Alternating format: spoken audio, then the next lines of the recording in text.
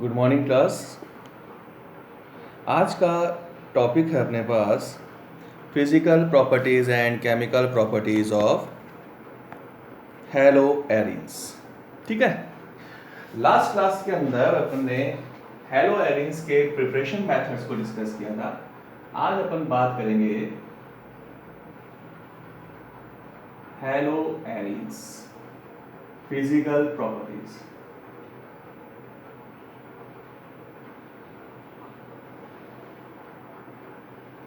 Physical properties alkyl halide की properties के similar है। कैसे है फिजिकल प्रॉपर्टीज? वही अपन ने कहा कि वाटर में क्या होगा, हमेशा water insoluble but organic solvent soluble. ठीक है, वाटर में इनसॉल्युबल है बट ऑर्गेनिक सॉल्वेंट में क्या होगा, हमेशा सॉल्युबल होता है। सेकंड पॉइंट अगर डिस्कस करें अपन कि डाइपोल डाइपोल इंटरेक्शन फोर्स है, dipole dipole interaction forces between aryl halide molecules. और डाइपोल डाइपोल इंटरेक्शन फोर्स है, इसलिए इनके अंदर बॉइलिंग पॉइंट जो होता है वो थोड़ा सा हायर होता है। थर्ड पॉइंट, अगर अपन इनके मेल्टिंग पॉइंट जो होते हैं उनको अपन कंपेयर करें, डाई हैलाइड्स के मेल्टिंग पॉइंट कंपेयर करें तो ऑर्थो डाइक्लोरोबेंजीन, मेटा डाइक्लोरोबेंजीन और पैरा डाइक्लोरोबेंजीन। अगर इन तीनों कंपेयर करें तो मेल्टिंग पॉइंट की अगर बात करें अपन तो इनमें सबसे ज्यादा मेल्टिंग पॉइंट होता है पैरा डाइक्लोरोबेंजीन का और मिनिमम होता है ऑर्थो का।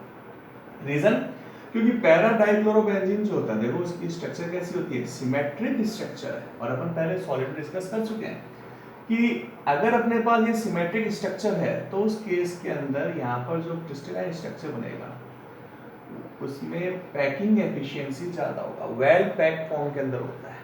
ठीक है, इसका जो पैकिंग होता है बहुत इफेक्टिव पैकिंग होता है, इनके बीच में बैकएंड स्पेसेस मिनिमम होते हैं, इससे इनका डेंसिटी इंक्रीज होगा और मेल्टिंग पॉइंट इंक्रीज होता है।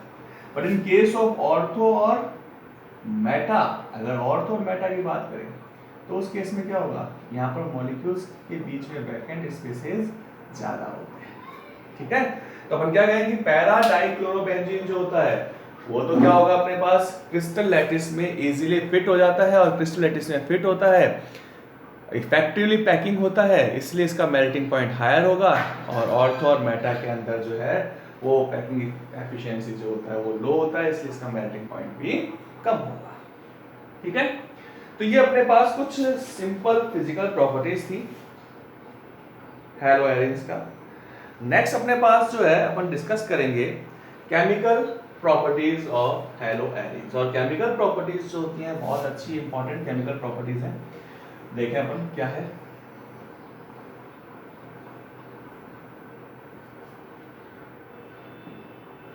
Chemical properties.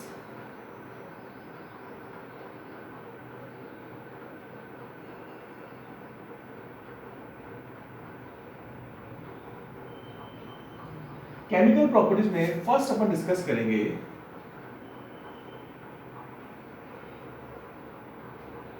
Nucleophilic substitution reaction.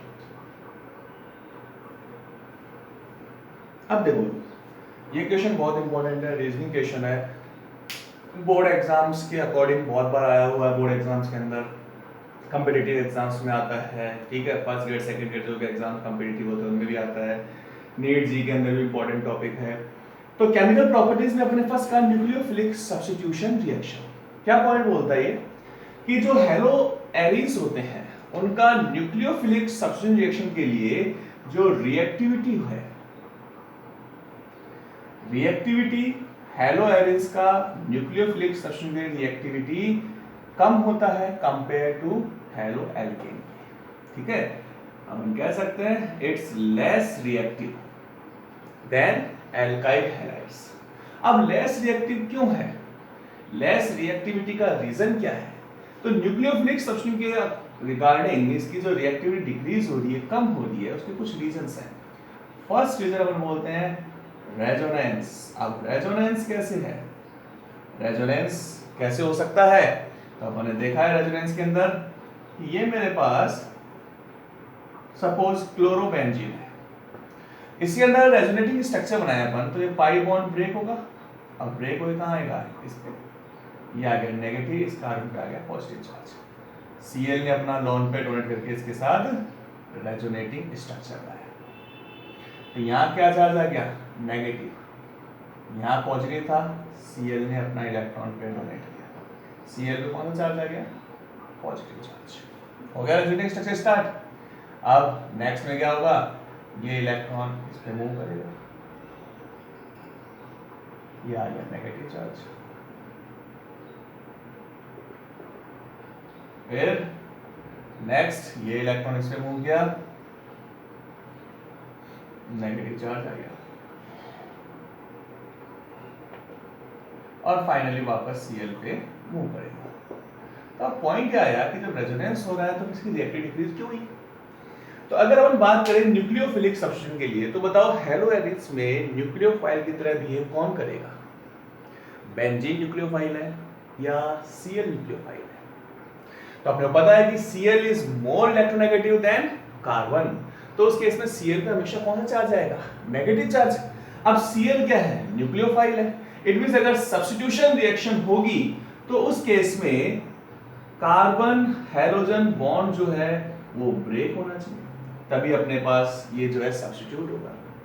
अब कार्बन हैलोजन बॉन्ड जो है, एल्काइल हैलाइड में अगर कार्बन हैलोजन बॉन्ड की बात करें तो सिंगल बॉन्ड है, बट हेलो एरिड्स में due to the resonance in chlorobenzene partial double bond character arise in haloarenes in carbon halogen bond। यहां पर रेजोनेंस हो रहा है और रेजोनेंस के कारण कार्बन हाइड्रोजन में क्या आ गया, पार्शियल डबल बॉन्ड कैरेक्टर आ गया, और पार्शियल डबल बॉन्ड कैरेक्टर है, इट मींस सिंगल बॉन्ड के कंपैरिजन में बॉन्ड लेंथ जो होता है वो शॉर्टर हो जाता है, और बॉन्ड लेंथ शॉर्टर होगा इट मींस बॉन्ड जो है वो स्ट्रांग होगा, और स्ट्रांग बॉन्डिंग है इसलिए इजीली ये बॉन्ड ब्रेक नहीं होता।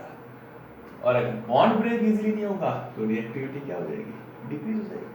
तो first point, due to the resonance partial double bond character arise in carbon halogen bond in haloarenes, therefore bond length becomes shorter and reactivity also decreases। Clear है? Second जो अपने पास reason अपन लिखते हैं वो reason क्या है, हाइब्रिडाइजेशन। अब point आया भाई, हाइब्रिडाइजेशन कैसे हो सकता है? देखो हेलो एरिड्स में Cl जिस कार्बन से अटैच है वो कार्बन कौन सा है, sp2 हाइब्रिडाइज, और यहाँ कार्बन कौन सा है, sp3 हाइब्रिडाइज। दोनों में से मोर इलेक्ट्रोनेगेटिव कौन है, sp2 होता है या sp3 होता है, पता ही नहीं अपने को, कोई बात नहीं। देखो 11th के अंदर अपने पास टॉपिक था पेनिट्रेटिंग नेचर ऑफ ऑर्बिटल्स, या अपन ये कहते हैं कि परसेंटेज कैरेक्टर्स, s के परसेंटेज कैरेक्टर्स, ठीक है। तो अपन ने क्या देखा था कि s का परसेंटेज कैरेक्टर जितना ज्यादा इंक्रीज होता है उसका इलेक्ट्रोनेगेटिविटी उतना इंक्रीज होता है। क्यों होता है? क्योंकि उसमें s का परसेंटेज कैरेक्टर इंक्रीज हो रहा है और s का पेनिट्रेटिंग नेचर ज्यादा होता है, वो न्यूक्लियस के बिल्कुल नियर होता है, इसलिए न्यूक्लियस का अट्रैक्शन फोर्स ज्यादा होगा, इलेक्ट्रोनेगेटिविटी इंक्रीज होती है। तो यहाँ पर अपन बात करें तो हेलो एरिड्स में कार्बन जो है वो sp2 हाइब्रिडाइज है, जबकि हैलाइड के अंदर sp3 हाइब्रिडाइज है। sp2 hybrid carbon is more electronegative than sp3 hybrid carbon, therefore this bond will be more stronger than sp3cl bond, और sp2cl bond more stronger bond है इसलिए बॉन्ड इजीली ब्रेक नहीं होगा, reactivity decrease हो जाएगा। Third reason, unstability of phenyl cation. अब देखो क्योंकि हेलो एरिड से बेंजीन है, बल्कि ग्रुप है, तो SN2 मैकेनिज्म होने के चांसेस तो क्या हो गए, कम हो गए। इसका मतलब SN1 मैकेनिज्म, और SN1 मैकेनिज्म में क्या बनता है, इंटरमीडिएट कैटायन बनता है। अगर कैटायन स्टेबल है तो रिएक्टिविटी ज्यादा है, कैटायन अनस्टेबल है तो रिएक्टिविटी क्या हो जाएगी, कम हो जाएगी। तो यहां क्या देखा अपन ने कि अगर हेलो एरिन्स जो है उसमें अपन सेल्फ आयोनाइजेशन कराते हैं, अपन ये मान ले कि ये इक्विलिब्रियम है, यहां पर CCl बॉन्ड जो है वो ब्रेक हो रहा है, सेल्फ आयोनाइजेशन है, तो उस केस के अंदर Cl अगर रिलीज होगा तो क्या बनेगा, phenyl cation and Cl negative. अब ये इंटरमीडिएट कैटायन जो है भाई स्टेबल है क्या, बेंजीन के ऊपर है पॉजिटिव चार्ज, स्टेबल है नहीं है। क्यों नहीं है, क्योंकि इसमें कॉन्जुगेशन नहीं है। कॉन्जुगेशन क्या होता है, अपन ने कहा अल्टरनेट फॉर्म में होना चाहिए, pi bond, positive charge, negative charge, ये सब। लेकिन यहाँ पर सेम कार्बन में पॉजिटिव चार्ज है, सेम कार्बन में डबल बॉन्ड है, इसलिए यहाँ पर कोई कॉन्जुगेशन नहीं है। और अगर कॉन्जुगेशन नहीं होगा तो उस केस के अंदर रेजोनेंस नहीं होगा, रेजोनेंस नहीं होगा तो कैटायन क्या हो जाएगा, अनस्टेबल हो जाएगा। तो फिनाइल कैटायन जो है वो अनस्टेबल है, क्यों है, क्योंकि उसमें रेजोनेंस पॉसिबल नहीं है। अब जब ये अनस्टेबल है तो बताओ इक्विलिब्रियम किस तरह मूव करेगा, स्टेबल फॉर्म में यानी बैकवर्ड डायरेक्शन में, इसलिए यहाँ पर CCl बॉन्ड जो है वो इजीली ब्रेक नहीं होता है। फोर्थ रीजन भी अपन दे सकते हैं, क्या रीजन दे सकते हैं कि भाई बेंजीन जो है उसमें तो पाई बॉन्डिंग है, यानी पहले से इलेक्ट्रॉन डेंसिटी ज्यादा है, अब इलेक्ट्रॉन डेंसिटी इतनी ज्यादा है तो उस केस में क्या होगा, जो न्यूक्लियोफाइल है उस पे भी नेगेटिव चार्ज है, बेंजीन पहले से इलेक्ट्रॉन रिच है, तो ये इलेक्ट्रॉन क्या करेंगे, एक दूसरे को रिपेल करेंगे, और रिपेल करते हैं इसलिए न्यूक्लियोफाइल इजीली इस पे ऐड नहीं हो सकता। यही रीजन है कि हेलो एरिन्स का जो रिएक्टिविटी है न्यूक्लियोफिलिक सब्स्टिट्यूशन के लिए वो कम होता है। तो अपने पास 4 पॉइंट है न्यूक्लियोफिलिक सब्स्टिट्यूशन रिएक्शन के लिए कि हेलो एरिन्स का न्यूक्लियोफिलिक सब्स्टिट्यूशन के लिए रिएक्टिविटी कम होता है। उसका रीजन क्या है, first reason resonance, due to resonance partial double bond characters arise in carbon halogen bond. Second, hybridization, sp2 hybrid carbon is more electronegative than sp3. Third, unstability of phenyl cation. And fourth, benzene is already electron rich center, therefore it's repel nucleophile. तो ये अपने पास reasons हैं जिसके कारण इसकी nucleophilic substitution के लिए reactivity कम होती है। अब रिएक्टिविटी कम तो होती है लेकिन फिर भी रिएक्शन तो पॉसिबल है, तो रिएक्टिविटी कम है लेकिन रिएक्शन हो सकता है, तो कौन कौन सा रिएक्शंस जो है वो इसमें पॉसिबल है, तो कुछ एग्जांपल्स, सेलेक्टेड एग्जांपल्स हैं देखें अपन। क्लोरोबेंजीन है, अगर क्लोरोबेंजीन का मैंने NaOH के साथ रिएक्शन किया, 623 kelvin temperature, 300 atm pressure, high temperature और हाई प्रेशर पे ही केवल सब्स्टिट्यूशन पॉसिबल है, तो उस केस में क्या होगा, यहाँ पर फिनॉल का फॉर्मेशन होता है। First example of nucleophilic substitution reaction in hello arenes. Second example, it's react with 2 mole of hello arenes और chlorobenzene, react with ammonia in presence of cuprous oxide, 475 Kelvin temperature and 60 atm pressure. Then NH2 group substitute chlorobenzene and form aniline and Cu2Cl2 cuprous chloride, ठीक है। तो ये अपने पास इसके अंदर aniline का formation हो गया। थर्ड रिएक्शन क्या किया अपन ने, if chlorobenzene react with copper cyanide, अगर यही हेलो एरिन का रिएक्शन कॉपर साइनाइड से करते हैं, ठीक है, 475 केल्विन टेम्परेचर पे, तो क्या होगा, सेम यहाँ पर बेंजीन नाइट्राइल बन जाएगा और Cl के साथ रिलीज होगा कॉपर के साथ, देन Cu2Cl,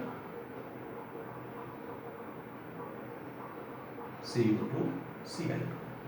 ठीक है, तो ये अपने पास की एग्जांपल्स हैं जो न्यूक्लियोफिलिक सब्स्टिट्यूशन रिएक्शन शो करते हैं। तो अपन देखा कि रिएक्टिविटी कम होती है और अगर रिएक्शन करवाएं तो बहुत स्ट्रॉन्गर न्यूक्लियोफाइल के साथ होगी, वो भी क्रिटिकल कंडीशंस के अंदर, ड्रास्टिक कंडीशंस के अंदर, हाई टेम्परेचर हाई प्रेशर के रूप में।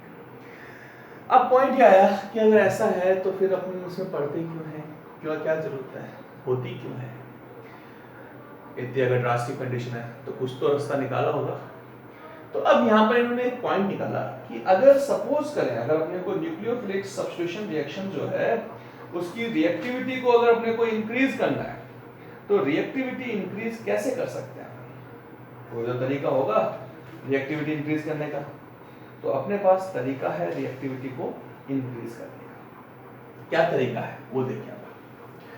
इसने क्या कहा कि न्यूक्लियोफिलिक सब्स्टिट्यूशन के अंदर पहले से इलेक्ट्रॉन डेंसिटी ज्यादा है तो न्यूक्लियोफाइल रिपेयर होता है।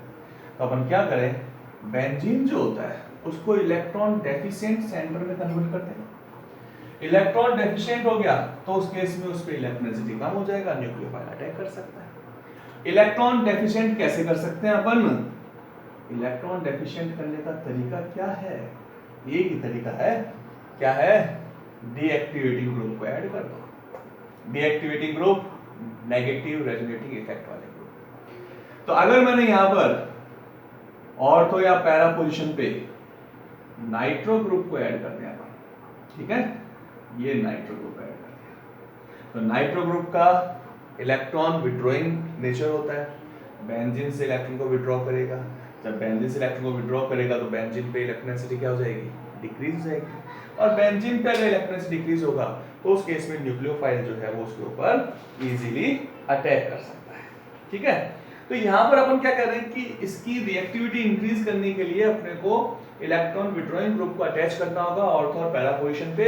उस केस में इसकी इलेक्ट्रॉन डेंसिटी कम हो जाएगी, डेफिशिएंट सेंटर हो जाएगा और न्यूक्लियोफाइल इजीली इसके ऊपर अटैक कर सकता है, ठीक है। दूसरा पॉइंट, जब इसके ऊपर न्यूक्लियोफाइल अटैक करेगा तो उस केस में इंटरमीडिएट कार्ब एनायन बनता है और वो कार्ब एनायन रेजोनेंस के थ्रू स्टेबल हो सकता है। देखें अपन कैसे, कि मान लो मैंने इसके ऊपर हाइड्रोक्साइड न्यूक्लियोफाइल का अटैक करा दिया, ठीक है। अब जब न्यूक्लियोफाइल का अटैक करेंगे तो अपने पास स्लो स्टेप है, कैसे होगा, ये इलेक्ट्रॉन जो है वो मूव कर गया इस कार्बन पे, इस पे आ गया नेगेटिव, इस पे क्या आएगा पॉजिटिव। इलेक्ट्रॉन डेफिशिएंट हो गया तो OH नेगेटिव कहां मूव करेगा, इस पोजीशन पे। रीजन क्योंकि यहाँ पर नाइट्रो ग्रुप है, वो इलेक्ट्रॉन को विड्रॉ करता है, इसलिए अपने पास यहाँ पर रेजोनेटिंग स्ट्रक्चर इस तरह से बनेगा। क्या बना, ये आ गया Cl, ये आ गया OH, ठीक है। यहाँ पर आ गया नेगेटिव चार्ज, क्या बन गया, कार्ब एनायन बन गया। अब बताओ अगर यहाँ पर नाइट्रो ग्रुप होता तो वो इसके साथ रेजोनेंस करता। तो ये कह रहा है कि कार्ब एनायन जो बनता है उसको स्टेबल कर रहा है through the resonance with nitro group, ठीक है। तो दो काम कर रहा है, एक तो इलेक्ट्रॉन को विड्रॉ कर रहा है, दूसरा एनायन को स्टेबल कर रहा है। नेक्स्ट रेजोनेंस स्ट्रक्चर में क्या होगा, अब देखो क्या है मेन पॉइंट, ये इलेक्ट्रॉन इस पे मूव कर गया, यहाँ पर क्या आ गया नेगेटिव, यहाँ क्या आ गया पॉजिटिव, अगेन कार्ब एनायन बन गया। देखो अब जब यहाँ कार्ब एनायन बन गया, अब नाइट्रो ग्रुप जो है उसकी रेस्पॉन्सिबिलिटी है कि इसको स्टेबल करे। तो कैसे करेगा, ये इलेक्ट्रॉन यहाँ गया, इस पे आ गया नेगेटिव चार्ज, इस पे क्या आ गया पॉजिटिव, इसने इसके साथ बॉन्डिंग कर ली। इसका मतलब जो कार्ब एनायन पे नेगेटिव चार्ज था वो डीलोकलाइज हो गया, किस पे, नाइट्रो ग्रुप के ऑक्सीजन पे डीलोकलाइज हो गया, ठीक है। अब देखो कार्बन पे कोई नेगेटिव चार्ज है क्या, कार्ब एनायन बना है क्या, नहीं बना ना, तो ये स्टेबलाइज हो गया। नेक्स्ट स्टेप में क्या होगा, वापस ये बॉन्ड इस तरह मूव करेगा, इस पे नेगेटिव, इस पे क्या आएगा पॉजिटिव, ये बॉन्ड ब्रेक हो गया, वापस पे नेगेटिव आ गया, नाइट्रोजन पे क्या आ गया पॉजिटिव, इसने अपना इलेक्ट्रॉन डोनेट कर दिया। तो यहाँ पर इस केस में अपन क्या देख रहे हैं कि नाइट्रो ग्रुप जो है वो कंप्लीटली रेजोनेंस शो कर रहा है, ठीक है। यहाँ नेगेटिव चार्ज आ गया, ये आ गया Cl और OH, ये इसकी रेजोनेटिंग स्ट्रक्चर बन गई। इन रेजोनेटिंग स्ट्रक्चर्स के अंदर कंटिन्यू नेगेटिव चार्ज जो है वो मूव कर रहा है इस पोजीशन से इस पोजीशन तक। अब फाइनली क्या होगा, ये बॉन्ड ब्रेक हो जाएगा, Cl नेगेटिव रिलीज हो गया, then form Na sorry phenol बन गया अपने पास। तो ये अपने पास इसकी रिएक्टिविटी है कि रेजोनेंस के थ्रू जो है अपने पास यहाँ पर नाइट्रो ग्रुप इसको स्टेबलाइज कर रहा है, कार्बन को स्टेबलाइज कर रहा है, इसलिए जो है इसकी न्यूक्लियोफिलिक सब्स्टिट्यूशन रिएक्टिविटी इंक्रीज हो जाता है। दो रीजंस हैं, पहला इलेक्ट्रॉन विड्रॉइंग इफेक्ट है, इससे इलेक्ट्रॉन डेफिशिएंट सेंटर बनता है, दूसरा रेजोनेंस होता है, इससे कार्बन आयन जो है वो स्टेबल हो जाता है। अब अगर यहाँ पर number of electron withdrawing group को कंटिन्यू इंक्रीज करते रहे अपन, तो इसकी रिएक्टिविटी जो होती है वो भी कंटिन्यू इंक्रीज होती है। अपन ने देखा था कि अगर मेरे पास क्लोरोबेंजीन है, इसका NaOH के साथ रिएक्शन कर दिया मैंने 623 केल्विन टेम्परेचर और 300 atm प्रेशर पर, तो क्या बनता है अपने पास, फिनॉल बनता है। लेकिन अगर इसके ऊपर एक नाइट्रो ग्रुप अटैच कर दें अपन, ये एक नाइट्रो ग्रुप अटैच कर दिया, इसका रिएक्शन कर दिया हमने उसके साथ, तो उस केस में क्या होगा, इसका टेम्परेचर डाउन हो जाएगा 443 kelvin, then form para nitrophenol. अगर यहां पर इसी NaOH के साथ रिएक्शन किया, लेकिन अब मेरे पास क्या हो गया, दो नाइट्रो ग्रुप ऐड कर दिया मैंने, एक ऑर्थो पे और एक पैरा पे, सिमिलर NaOH के साथ रिएक्शन किया, ठीक है। तो उस केस में टेम्परेचर और डाउन हो गया, 368 केल्विन पे रिएक्शन हो जाएगा। देखो रिएक्टिविटी इंक्रीज हो रही है कंटिन्यूस के अंदर, OH NO2 एंड NO2, ठीक है, 2,4 डाइनाइट्रोफिनॉल। और अगर मैं इसकी सभी ऑर्थो और पैरा पोजीशंस के ऊपर नाइट्रो ग्रुप अटैच कर दूं, तो उस केस में रूम टेम्परेचर पे भी रिएक्शन पॉसिबल होती है, ठीक है। इसको अगर मैं वाटर के साथ अगर थोड़ा सा हीट कर दूं, तो NaOH की रिक्वायरमेंट नहीं है, केवल वाटर जो है वो भी इसको सब्स्टिट्यूट कर देगा, then form 2,4,6 trinitrophenol, it's also called picric acid. तो ये अपने पास इसका रिएक्शन हो गया।